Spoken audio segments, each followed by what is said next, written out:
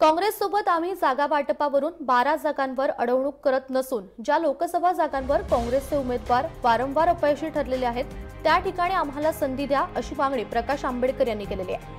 आरएसएसला संविधानाच्या चौकटीत आणण्यासाठी आराखडा द्या, अन्यथा आम्ही 48 जागा लढवू असा इशारा प्रकाश आंबेडकर यांनी काँग्रेसला दिलाय। आम्ही काँग्रेस बरोबरच्या समझोत्याच्या जागेचा प्रश्न नाही आहे। आम्ही काँग्रेसवाल्यांना असं म्हणतोय की आरएसएसला संविधानाच्या चौकटीमध्ये आणण्यासाठी जो आराखडा पाहिजे तो काँग्रेस पक्षाने आम्हाला दिला पाहिजे। तो आराखडा जोपर्यंत येत नाही तोपर्यंत पुढच्या बोलणी होणार नाहीत आणि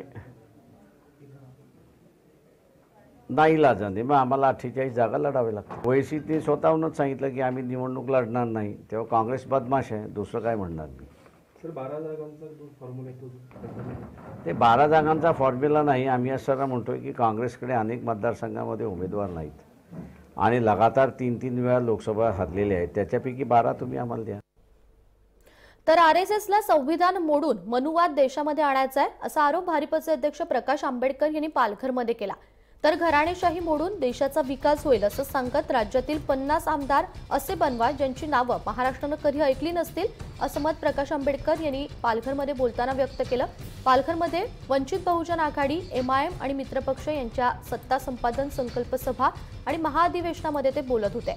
मुंबई, ठाणे आणि पालघर इथे आदिवासींच्या जमिनी राजकारणी नेत्यांच्या घशामध्ये घालण्यात सर्वच राजकीय पक्षांचा हात असून मुख्यमंत्री हा कधी ठेकेदार नसावा अशा शब्दामध्ये त्यांनी राजकारणी आणि बिल्डर लॉबी यांच्यावर निशाणा साधलेला आहे। देशातील आर्थिक बजेटच्या 10% पैसा हा शिक्षणावर खर्च केला जावा, मात्र मनुवाद आणण्यासाठी शिक्षणाचा बट्ट्याबोळ केला असल्याचा आरोप देखील प्रकाश आंबेडकरांनी केलेला आहे।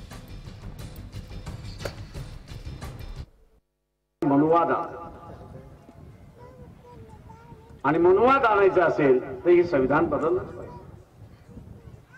कारण मनुवाद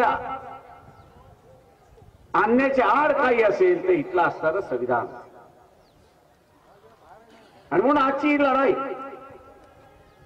ही सामाजिक लढाई, विचारांची लढाई आणि सामाजिक लढाई, विचारांची लढाई ही त्याच पद्धतीने आपल्याला लढावं लागेल हे लक्षात घ्या।